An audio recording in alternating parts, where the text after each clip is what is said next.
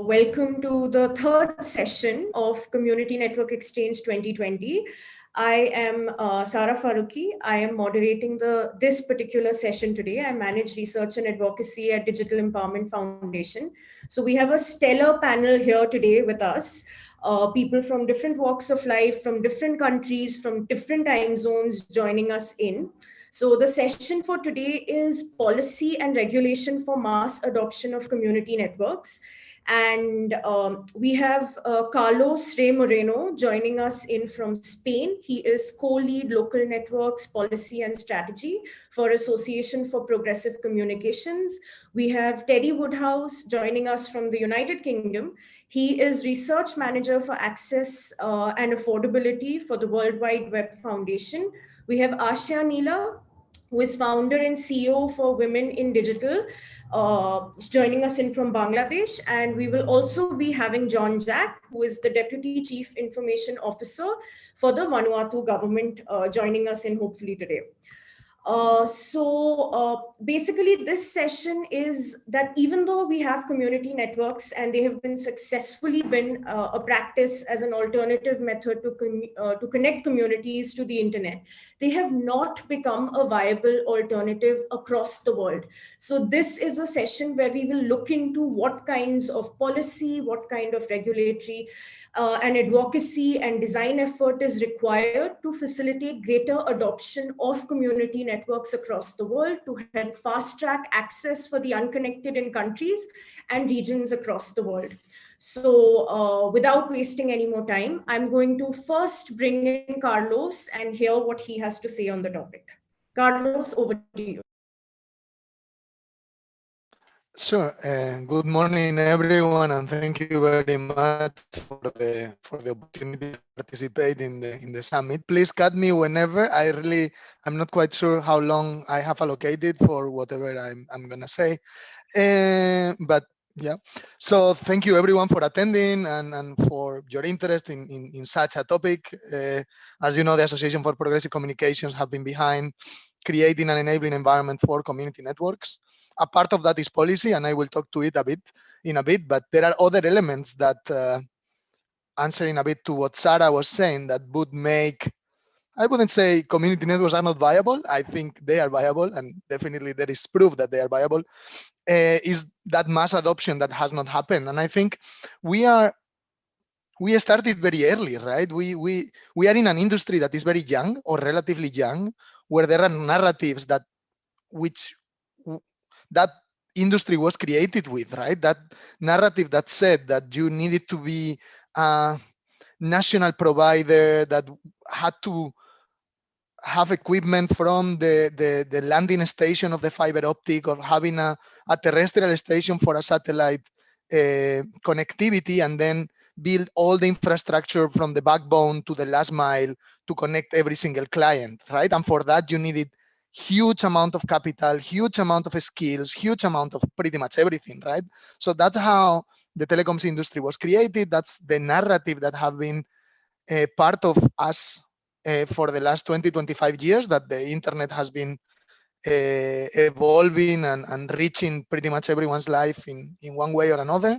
But yet that model has shown that has shown its limits, and that they are not able to provide affordable connectivity to everyone, and that we are stuck, and we've been stuck for a couple of years now, on that 50% of the population using the internet.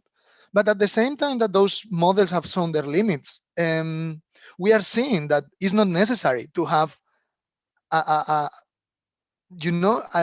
operator that goes all the way from the landing station of the fiber optic to the last mile connectivity. That fiber is permeating in many countries, that is accessible way closer to the user, that the technologies, the cost of the technologies themselves are being reduced, that the skills to operate those technologies are being reduced, and that more and more people are setting up or finding the confidence to say, okay, I can do this, right? But we are at the beginning of that, and that's a cultural change that can be promoted by policy and regulation, but it's also a cultural change that will happen the same way that happened with journalism, with the with the internet, little by little, we will see that on the telecoms industry. And although it's a bit of a, I don't know, naive things to say, I think it's a question of time in some ways. It's a question of time, but we can aid it with some elements, and definitely policy and regulation has a lot of things to say in relation to help that transition going faster and to make more people willing or wanting to make use of those opportunities that the granularity of the fiber, the low cost of satellite connectivity, the low cost of technologies are making possible, no? And there are, well, on the different things that we've written from APC and with other colleagues, we see 5 elements in policy and regulation that are necessary for that enabling environment. The first one is operator licensing.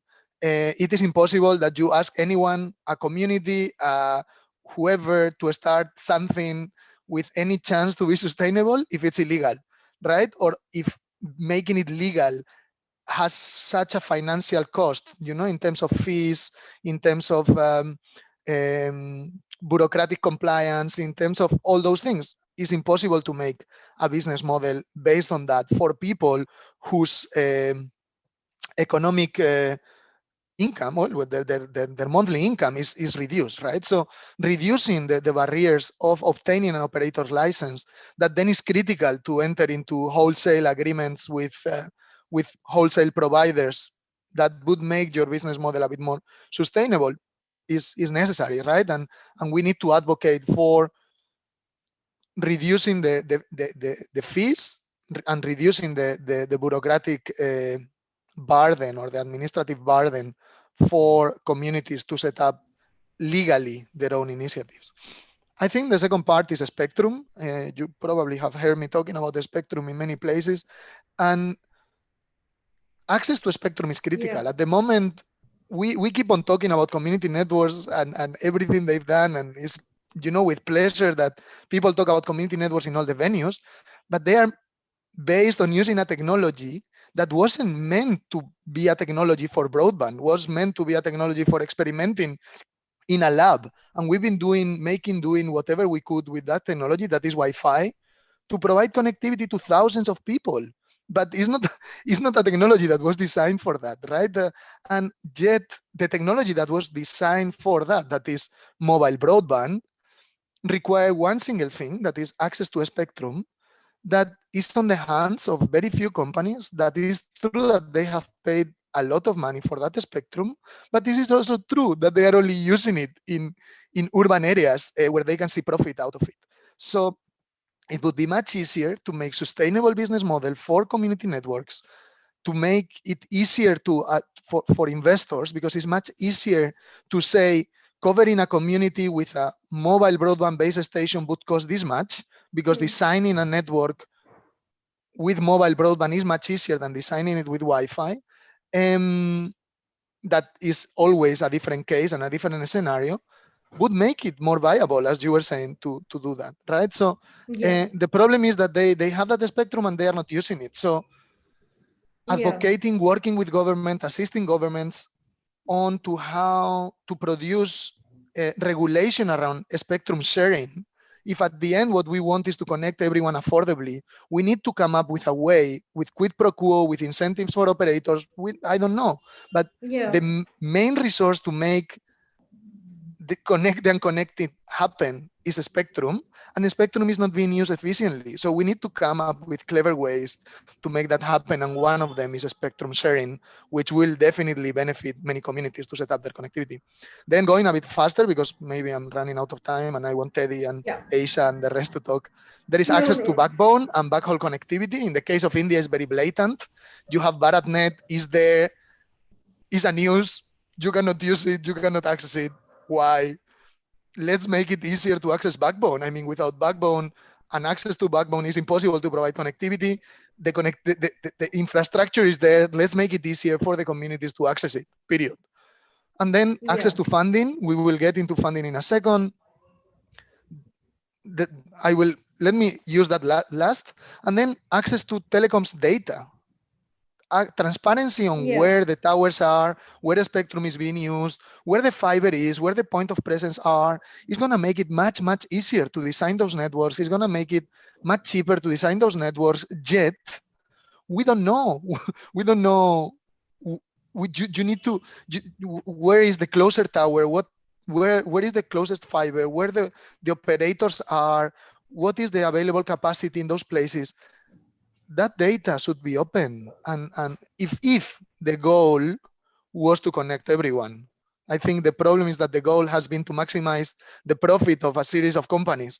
And then, we are at odds with that goal. But if the real goal for everyone was, let's provide affordable connectivity to absolutely everyone in the planet, access to telecoms data is critical in order to reduce the barriers of entry for the different operators. So let's get into financings. That is the fifth element, and in particular about the universal, the Yeah.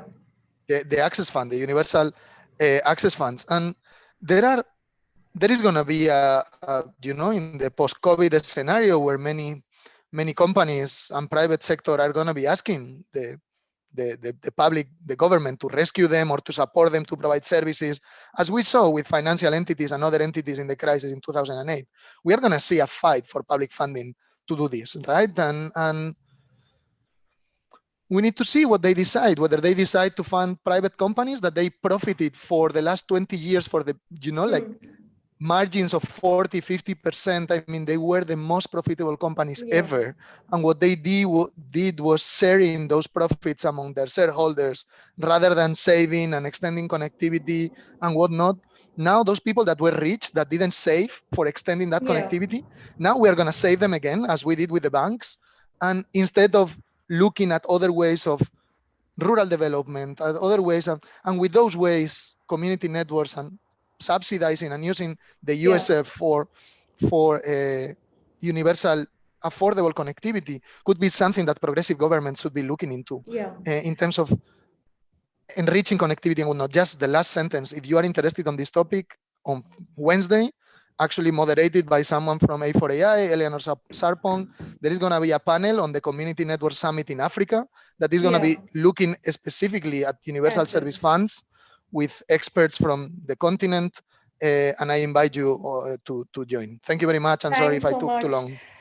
No worry. At this point, I want to bring in Achia to give in her perspective. Achia, I'm pronouncing your name right. I hope. Or are you Aisha? I'm so sorry. Achia. Yeah, Achia. Okay, perfect. You are right. So thank you, Sarah, for inviting me and asking me the questions. I think Carlos already briefly described everything. Actually, he didn't miss any point. So I'm not I just adding something with him because he already including everything. So the thing is, actually, if we think the community development, in that time we need to think about our rural area. So in our rural area, we are thinking we are always see one common thing, that is in rural Bangladesh they always think internet means only Facebook. So actually we are not able to make them still clear what is internet. So if they are not understand what is internet, that is the challenge to use that internet and make them benefited from the internet. So that is main challenge I have seen in Bangladesh still now. And the thing is, another thing is when we are working in different villages, in that time we face another thing, broadband is not available in everywhere. So if I think about Bangladesh, Nepal, India, and I have working so many different countries that everywhere in the same conditions. So in the urban area, we get the internet very easily and affordable way, but in rural area, still is not. It's really tough to access the internet. And another thing is some people use from mobile data, but that was much expensive. I feel somehow we are not still able to develop the right community for the internet use because of there is a very little amount of broadband available in everywhere, and another is affordability because still it's so expensive. And but the thing is, actually people want to use internet. They are trying to use it is their local regular life, but it's expensive till now. So, and another thing is that there is a taboo about internet. So they are thinking there is cyber issues, there is so many crime happening if I use my use internet in my PC. So they will take all the data. So there is some taboo still. So we need to work on that also, because actually all the limitation I have had getting everything in the rural areas, because they are not still get the real interest of using internet and the real things of internet. So they think like a different way. So yeah, and another thing is data security issues. And the thing is, still people thinking if I use internet, then my data will be taken by government or any NGOs and any other bodies. So we need to actually describe people why actually needed is. And another thing is, when we develop the policy and regulation, we always think about urban area, urban thinking, and the capital of that countries, or the main towns of that countries. So, but when we develop any policies, I think we should consider all over the countries and each and every angle of these countries. Because if I am not thinking about all the people, then how can I connect all these countries? So for the policy and regulation, we need to make it easy. And for the regulation especially, we need to make a very rural and urban friendly regulation. Then both party can use that one. Yeah. So yeah, so far it's for myself, for using internet and making the connectivities benefited. Actually, how can people will get benefit from it? So I think if we focus on the all over the things, like not the urban things, we need to focus on the rural development and also think about the policy regulation for them. Great. Can we have Teddy? Sure, thanks, Sarah. I guess I have to also similarly kind of find myself in pretty close agreement with both Carlos and Achia and what they've said so far about kind of there's multiple options in the policy and regulatory space for community networks.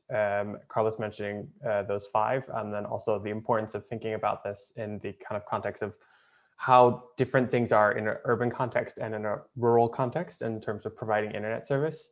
But I guess to briefly describe kind of my background and hopefully what I can contribute to the panel is, so I'm with the Alliance for Affordable Internet, and our mission is broadly about focusing on making the cost of internet access as affordable as possible, being no more than 1 gigabyte for roughly 2% of the average monthly income in a country. And community networks are a crucial part of this mission, and making it realizable for kind of more than just that 50% that are already connected. And so as an organization, we focus on policy and regulatory reform, and kind of have 2 tactics that are relevant to the discussion that we're having here today. The first one is we find and highlight good examples of practice. So we find countries that are, making some of these changes that make it a bit more welcoming and possible for community networks to operate. And I'd be happy to go into some examples around how licensing has been changed, or spectrum allocations, or kind of additional regulatory clarity in some circumstances have provided kind of good lessons for us of this is how we can develop policies and regulations that support community networks. And the other part is through our broader policy advocacy work, where we kind of encourage policy change or new ways of thinking about internet service, kind of with a focus on low and middle income countries across the globe. And I think one potential kind of unique viewpoint that we had came out of last year's affordability report, which we focused on market competition. So generally, markets that are more competitive are cheaper for consumers and kind of have a number of benefit for consumers to kind of shop around, choose which is the best deal for them, and things like that. And I think one thing that we found and wanted to emphasize through our analysis around market competition is that it's not just market competition between operators, but also thinking about market diversity as a point of strength in terms of providing internet to a wide geography or to a whole country. Is it's bringing in sources of capital, sources of funding for these business models that aren't just the traditional models, but how do you do that through things like community networks or wholesale open access networks, which kind of exist higher up in the kind of internet's architecture as well. And seeing that you kind of blend together all of these projects, because those seem to have kind of great rates of success in terms of providing affordable internet access across different geographies, across different contexts. And so as we're trying to both extend access to new areas, but also making sure that that access is of meaningful quality and affordable, it's kind of use all tactics above, all of the tactics above available to us, including community networks. So yeah, looking forward to this discussion and getting into more detail, but I'll hand it back to you, Sarah. Yeah, great. Thanks so much. So now I want to hear just, closing remarks from all of you. So Carlos, if you want to add something, or if you want to, comment on something that the other speakers have said, you have the floor for exactly 2 minutes. Carlos? Sorry. Yeah. Yeah, no, like maybe commenting on something that Teddy just said around good practices. The positive thing is that we are seeing government regulators all around the world and governments all around the world that are seeing this, and they are not many yet. And sadly, in Asia, Southeast Asia, South Asia, the Pacific, there are very few cases. And that's probably why this session is very important, why it's great that there are so many people, why it's great that we are discussing this.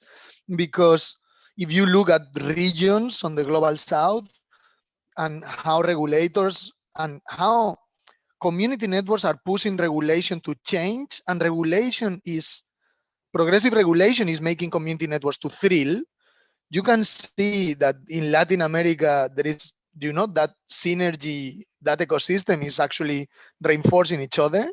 Then you have Africa, where similar things are starting to happen, but it's a bit, I would say, behind in terms of that thrilling, that blooming ecosystem that is happening in Latin America. And then you have Asia, where regulators are really behind. And I wonder why. And that's something that we need to work together. The Internet Society, the Alliance for Affordable Internet, APC, all, DEF, all the country organizations that are doing real on the ground great work, that have been talking throughout CNX. And we need to find ways on how do we work and engage with regulators in a way that they see this need of making it easier for all of you in the ground to do the work easier than all the challenges that you are already facing. So let's work to. Thanks. Achia, would you want to respond to what has been said so far?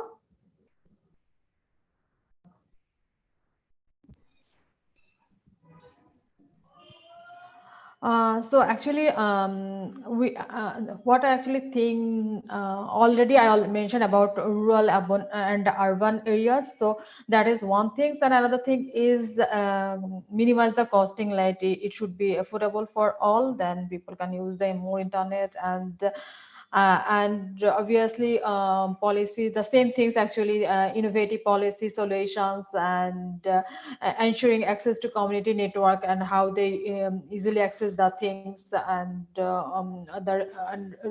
regulation should be easy. And as a woman and even entrepreneur, actually I have a demand for Internet Society and any other places, what I always say.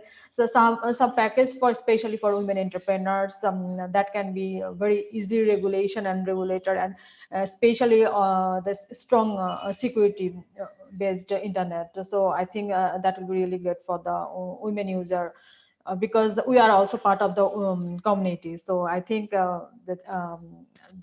we should take some initiative and some special policy for the women. Yeah, that's it for my side. Yeah. No, that's a very important point you've highlighted. Teddy, would you like to respond to that? Sure. Yeah, I guess I just add in terms of thinking about the different kind of histories that are coming from different regions, and kind of looking ahead, what are some options that we can think about? I think So from the affordability report, what we do is we assess the policy and regulatory environment for, so far it's been 60 countries. We're going to jump up to 70 in about a month with the new edition that's soon to come, if I can give it a brief plug. But part of what we do there is we assess the policy and regulatory environment in 60 countries, low and middle income contexts. And in terms of regional trends, one of particular strengths in the Asia Pacific region is the strength around public access solutions and how well they're supported from governments. And I think that could be kind of a potential strong point from which we can kind of swing into an additional advantage with community networks by kind of seeing a stronger relationship between the two and kind of basis of collaboration, because I think public access points can be great anchor points and anchor institutions to support community networking out in geographies where there's going to be kind of market failure for the classical business case. And so I think that's a potential way that we can think of using what already exists and the advantages that already exist in the region in terms of kind of continuing to push the needle and expand access into new areas. Yeah. So now what I'm going to do is we have a short segment called Voices of the Community at this point, where we, got different community networks to send us, short videos, short snippets of the work that they're doing across the world. So we're going to play those, and it'll give you a little more context and idea of what this entire conference also is about. And right after that, we're going to dive back in again, and that's when we're going to open the floor for questions. So meanwhile, if you have any questions, any comments, anything, do feel free to paste it in the question and answer box for our panelists, and we will be starting with the videos just now. Are the videos ready? Today is March 12, 2011, Saturday. We arrived here yesterday to look at the relay station and to do some maintenance work.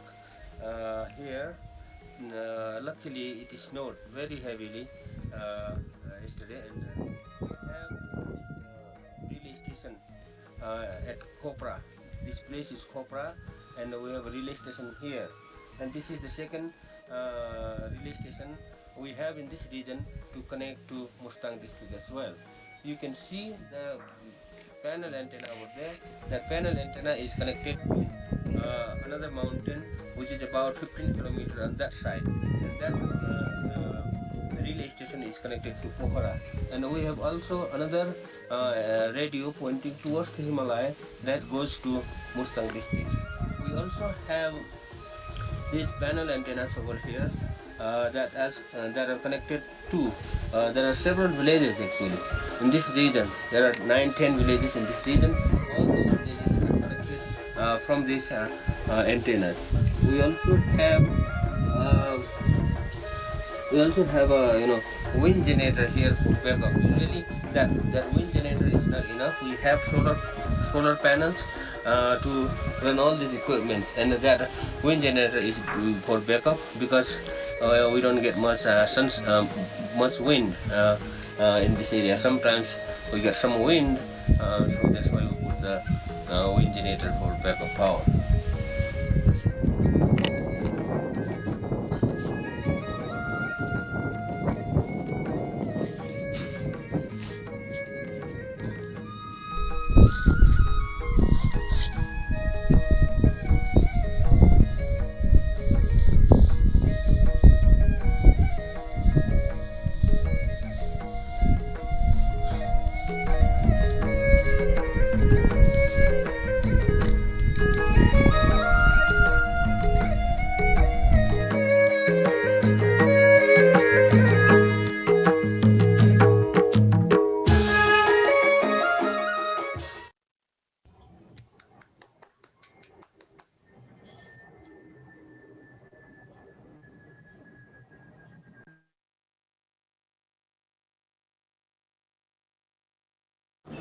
Taman is a beautiful rural village located in Tamankola rural municipality of Nepal.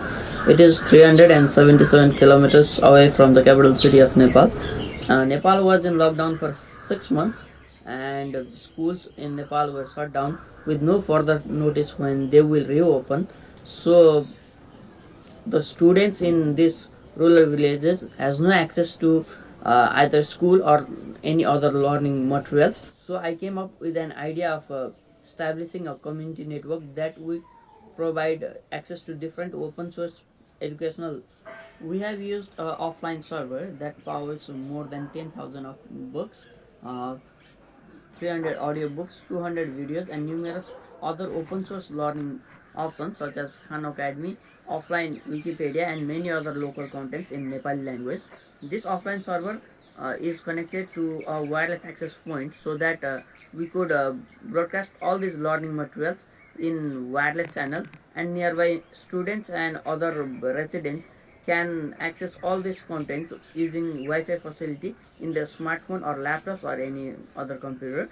The residents of Tamankola are using this community network to learn the course materials and other extracurricular activities. We, along with the local government of Taman, are using this network to provide internet access to all the residents of Taman and letting them connect to the globe.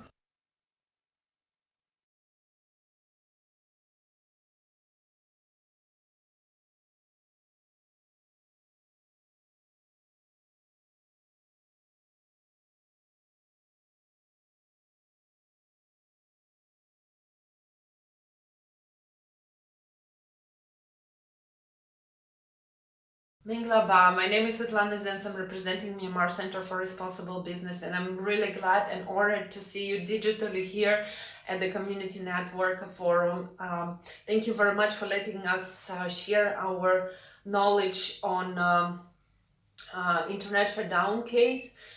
MCRB, together with Freedom Expression Myanmar, PANDIAR, and MIDO, under the umbrella of Myanmar Digital Rights Forum, we're conducting a year-long campaign, which is lifting restrictions on internet in some townships of Rakhine State and Chin State. As some of you already know that there were restrictions imposed, and on August the 2nd, some restrictions were bit partially lifted. So instead of full blackout, there was introduced 2G technology in their affected townships. However, it still leaves 1.4 million people in the information blackout. The access to information is not relevant.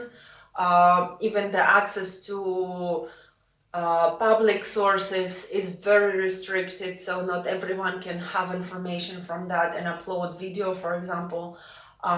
Access to Facebook is also very restricted due to a lot of visual content like photos, videos, and text, of course, like significant amount of text is restricted. So what we are calling with our MDRF group that internet restrictions should be lifted.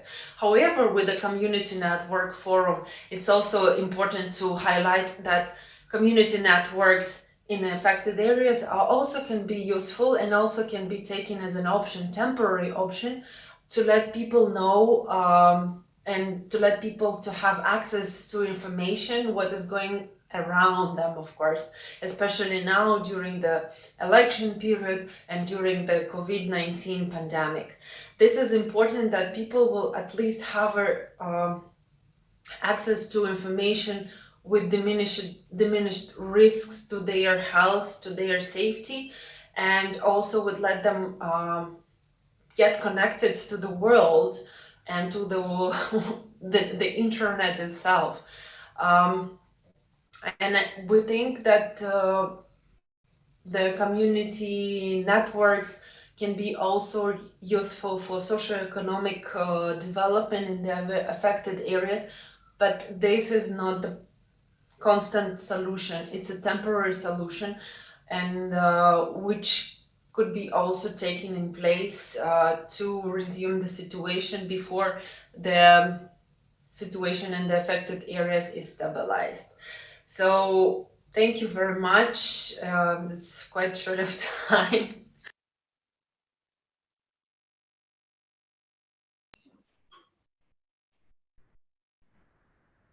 Yeah. So after that, after those particular videos, we now open the floor to questions, and this can be more of a free-flowing discussion. So feel free to dive in. So if we have any questions for our three panelists today, if not, then I'm going to, I have a couple of questions myself. But before that, if anybody would like to ask anything, Osama? Yeah, I wanted to ask a question, especially to Carlos, from the perspective that, we are talking about regulatory issues, advocacy issues, and mass adoption, which is a serious issue that, we have been talking about community networks for a very long time in the last 10 years. But in terms of scaling up, it's not happening. So I was just wondering, is that since APC sits on this, platform where they have information from all over the world in terms of best practices, in terms of what kind of practices have been adopted, what do you think is the right way to go forward for mass adoption, in terms of how do we scale it up? Because half the world is yet to be connected. Thanks, Osama, for such an easy question to answer. No, it's difficult. It's difficult. Is what I was saying at the beginning.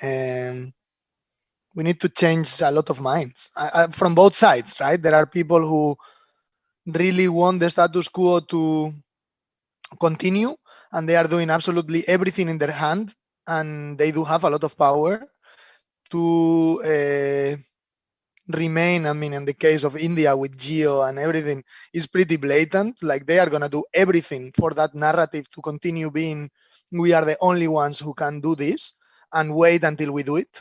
And I'm sure you are experimenting that in many rural areas of India, how Jio is actually, or from what I heard from Sarvani, from Ritu, there are small ISPs that are closing down just because Jio is promising that they are going to connect, yet they never connect, yet the small operators, they don't invest because they never know when Jio is going to come. So there is this narrative of multinational companies that is about big businesses, big capital, other interests that go beyond the human interest that we need to deal with. And there is the other side of the communities themselves, and all of us, and our responsibility to keep on lowering those barriers that go beyond policy and regulation, right? That go beyond, that is about how more people really think they can do this. I was thinking about this morning, right? Like, what was the transition in between those people that started building their houses, with very, those first architects, right? And how architecture was probably something that very few people mastered, and someone in that community was mastering, and and or in the world, how that went to now everyone or many more people can build houses, or the same goes for water, or the same goes for fixing a car. There was a transition, and I think we are being part of that transition. And I think it sounds, probably you were expecting another answer from myself, but we need to keep being there. And I think, yes, DF and the wireless for communities have been there for a long time, and it's been a pioneer. We saw Mahavir there, who is also a pioneer, but we see that transition from very few to few that I think is small, but is not negligible. I think I had a similar question when I started in South Africa, banging my head against the wall. And I said this like in 2014, I think, to someone, like, why we keep on, why not so many other communities are jumping into this? Why not? Why, like, really, what are we doing wrong? And this friend of mine told me, look, what you are doing is not minor. You've started a candle, and what we are doing is to keep that candle alive. The problem would be the candle turning off, but that candle is alive. Now there are more candles, And we need just to wait for the right time for people to start, keep on pushing. And I think none of us have stopped pushing on changing regulation, on making more examples, on training communities, on developing new technologies. Keep on pushing, and at some point, people will be ready, the technologies will be ready, the regulation will be ready, and it will spread by fire. But at the moment, what the best thing we can do is to keep those candles alive, to keep lighting as many candles as possible. And when all those other things happen, we are going to see, like, from very few to few, if you look at the last 10 years and you've been around, there is a transition. We are much better organized. There is much more information. It is easier for people to start. Let's keep on working so it is even easier for others to start. And it might not happen tomorrow. And that's life, I think. And we need to accept that. We need to accept that others cannot do it faster either. And if we want, and rural development takes time, and it has taken time always. We are fighting something that no one has been able to. It's not only the internet, it's rural development itself. And inequality in urban rural development has been happening forever. It's not an easy problem to solve, and we are doing our best. And I do strongly believe I wouldn't be here waking up at 5:30 to talk to you if I didn't think that there is that we are doing the right thing, and that I want to support events like this one, and that I want to inspire people that are here, because I do strongly believe that we are in the right path, and that message of hope is the only thing I can give you, Sam.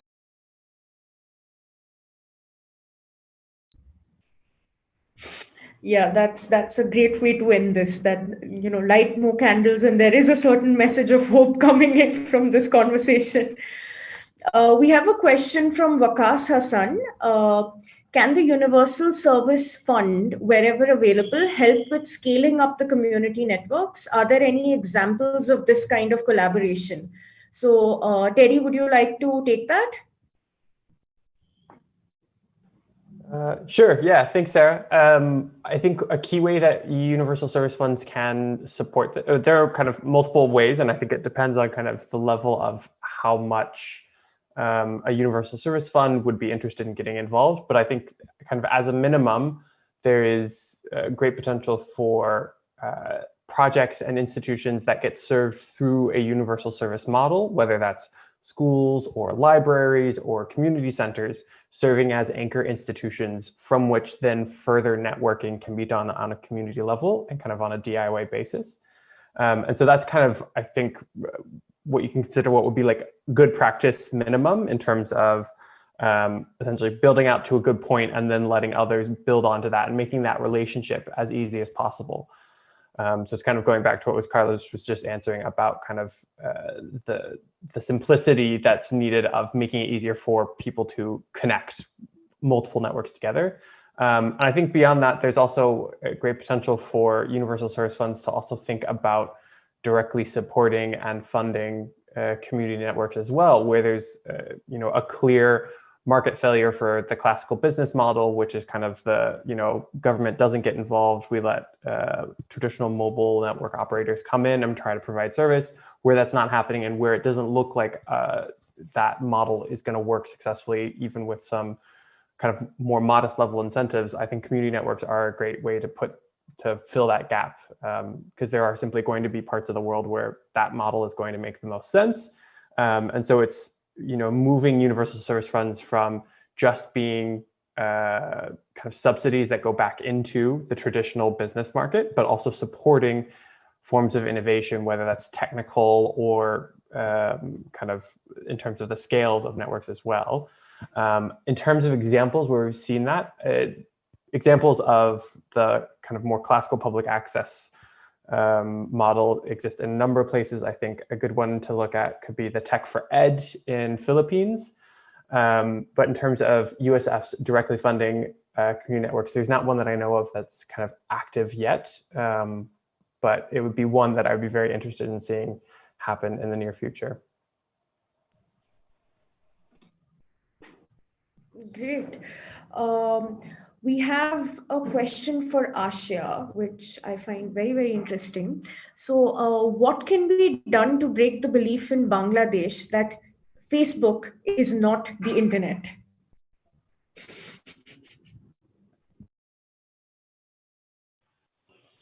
Very interesting questions, actually. The thing is that in Bangladesh, everybody uses internet from the mobile phone. So they get within 3,000 taka a smartphone. So, and in that smartphone, there is always an icon that is called Facebook. So that's why they always really easy to access the Facebook, and they think this is the internet, actually.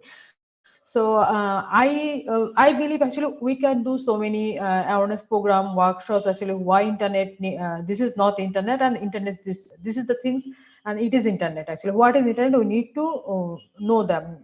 So we can do so many workshop training and other things, awareness campaign, and this is the thing we can change their mind. But the thing is actually the building the Facebook icon in the smartphone, and the rural Bangladeshi people, they easily buy that Facebook mobile phone. So they really easily access the internet. So I think that's the main problem. So we can do one thing: we should remove the Facebook from the mobile phones, and then they are not getting that thing easily. So then they will think, I need to make buy data first, then I can use that, and I will download Facebook, and through internet I can use that thing. So then I think they will understand actually what is internet.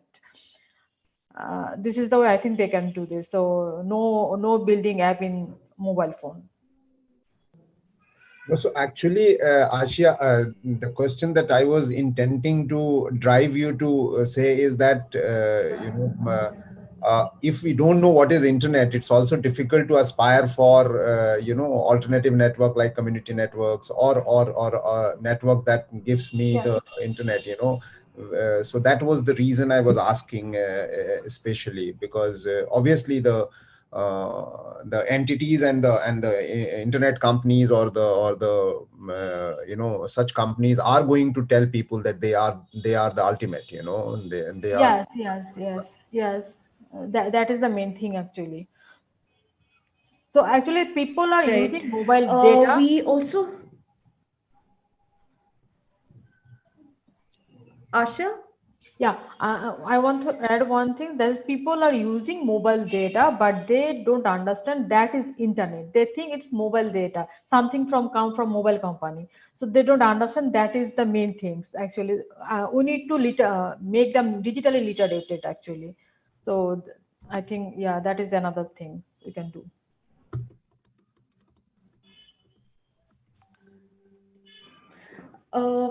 So there's a mention, this is a question we have from Rajneesh. So there's a mention by Carlos, maybe, that regulators in Asia Pacific don't seem to be paying much attention to community networks. So how do you define that term attention, and does it need the term community networks within the policies, or mention of rural connectivity will suffice? Seeing that intergovernmental organizations have not been all that keen on the community network terminology in the past. So if maybe you and Carlos can respond to that. Thanks, Raj, for such another easy question to answer.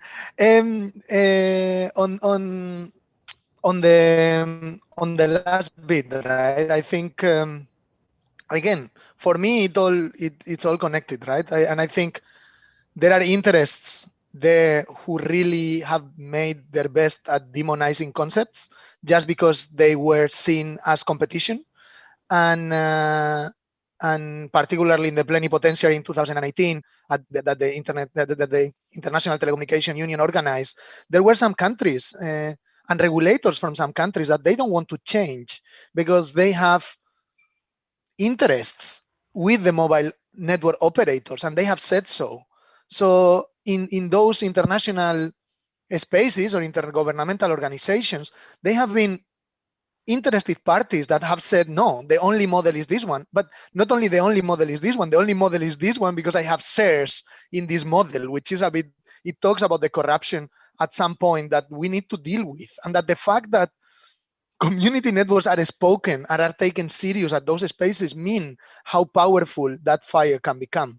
But going back to that, we are seeing in many of those intergovernmental spaces changes, like strong changes, and we're only going to see them going forward. Like, well, Teddy was also sitting on the study groups from the ITU, where we've been submitting documentation to prove that community networks are viable, are sustainable, are, like they can do whatever some regulators need. And some blocks have come from countries that do not need community network. Are seeing the value of them, are changing that perspective. And instead of civil society bringing those texts into those intergovernmental spaces, it is those governments, those member states who are bringing that change. And you are seeing Zimbabwe fighting that fight. You are seeing Brazil fighting that fight. You are seeing new countries that are coming into intergovernmental spaces, and things are going to change. I mean, CITEL, the Latin American regional ITU space, is going to bring a proposal into the World Telecoms that the ITU development sector is going to have in Addis Ababa in 2021, supporting community networks and complementary type of access. As I was saying before to Osama, things take time, and we are not fighting. I mean, we are trying to change the mindset of people who are very powerful, that they are stuck in their ways for many years, that they don't want to see and want to do things differently. And we are there. We are there, and we have managed to, little by little, country by country, work on this. But it doesn't need to be at the intergovernmental space. It can be also at the country level. We are working, well, at the African level. We have also the African Union Declaration that supports community networks and other complementary access models. And we have many countries that we are accompanying. We are providing technical assistance to different governments. You see how by supporting public consultations that only received comments by the private sector, now alliances with A4AI, with ISO, with APC, with national members, we are changing regulations. In Uganda, now in Ethiopia, is going to change. In Colombia, like in Mexico, we do have the opportunity to working at the international level, at those intergovernmental spaces, as well as the national level with the public consultation. And when they give us the opportunity to participate, we are effectively making that change happen. But we need to change their mindset. We need to get better at doing what we are doing. But changes are happening. We can point where an alliance of civil society has managed to change regulation, which was the first time in history that happened, right? In telecoms, I mean. And we just need to continue doing that. And we need to maybe bring those examples from, get the Ugandan regulator to talk to the Vietnamese regulator and explain, not us, but those regulators that we have managed to convince to go there and talk to other regulators that might have doubts. And is that swell of regulators talking to regulators that I think is the trend that we are going to be seeing in changing that policy in 2021, 2022, that is going to be quite game changer, I would say. With us doing our best at the national level, and then regulators talking to regulators at the international level. And I'm very optimistic about that as well.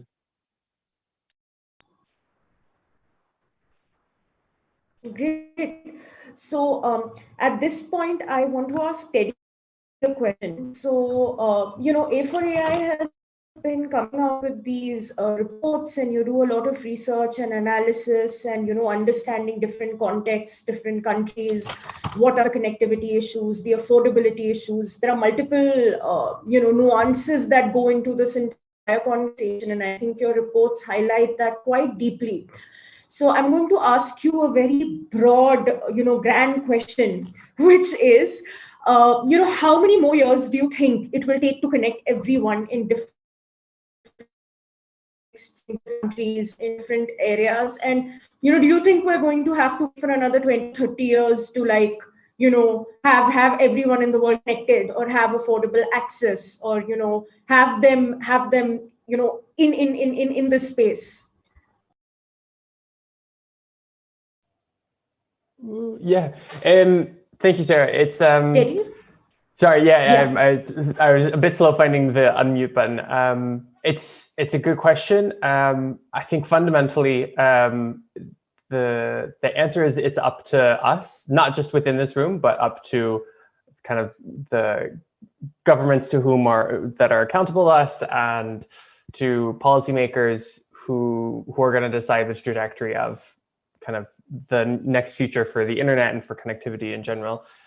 We did some research as A4AI with the ITU on connecting humanity that said, if we want to meet the Sustainable Development Goal, which says universal and affordable connectivity by 2030, that's in 10 years, we need to put up 428 billion globally to achieve that. And that has to be spread across a number of different projects, whether that's building out new infrastructure, maintaining this new infrastructure, but also smaller things that are just as important, such as these policy and regulatory developments, for example, through supporting community networks and changing mindsets, but also digital skills. So that brings in a lot of what Achia was saying as well, of there's something here that has to be done in terms of, making the internet useful across different contexts, across different geographies. Because in addition to affordability, one of these new, it's not necessarily new barriers, but one that's kind of an increasing concern, and one that many people are kind of citing when they get asked, why don't you use the internet, is there's not content that's relevant to me, or there's not content in the language I speak. And so it's thinking about that demand side as well, of, making relevant content, making it available locally, and kind of supporting an internet ecosystem that says that the internet can be and should be relevant to all parts of the world, whether you live in a really rural part or in the dead center of a city, no matter what continent or kind of what language you speak, that this can be a helpful tool for you. And so in terms of kind of where are we headed, how long is this going to take, I think it's going to depend on how serious we're going to be about answering this solution. I hope that it is just these 10 years and that we can get the kind of collective action that is going to be able to see that through. But it's going to be really hard work ahead, because as we think about it, it's as we get closer and closer to achieving the goal that we want to achieve, geography and considerations are going to get harder and harder. But that means it's no less important than the first 20% of the world that was connected. So I think it's hopefully something we can tackle ahead. Great. So we're almost out of time. So I'm going to give the floor to each speaker. It's what we call, make your last closing sentence or tweetable sentence. So keep it short, keep it brief, and keep it something that we're going to tweet. So over to you, Carlos. Let's all of us, all the organizations here, work together to find a way to create more enabling policy and regulation in the Asia Pacific region. And APC is super willing to convene, start that process. Just give me a date. Great. Asha? I am expecting something for the regulation and policy makers, that is a very affordable and women-friendly internet services for all over the world. And another thing is digital literacy, and including internet literacy over there. So then people can easily understand actually why we need it, and what is actually internet, and what is use of it. So yeah, that's it from my side. Great. And Teddy, the closing tweet from you. I guess my closing tweet is, it's not short enough to be a good tweet, but it's, I think the discussion we've had here, for me, it's showing kind of just as you can't have a healthy diet that has one ingredient, you can't have a healthy market that just has one business model. Community networks are a crucial part of the diversity that we're going to need to close the connectivity gap. So I hope we have lit a couple more candles, to use Carlos's analogy, and we get to see many more in the near future.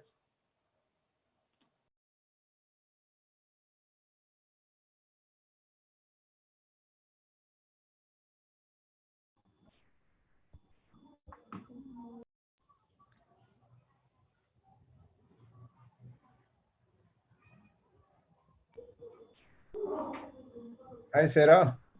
Yeah, sorry, it got stuck at our end. So great. So with this, we come to the end of this really interesting session. We've had different perspectives, people joining in from different countries, different time zones. I think it's been fantastic.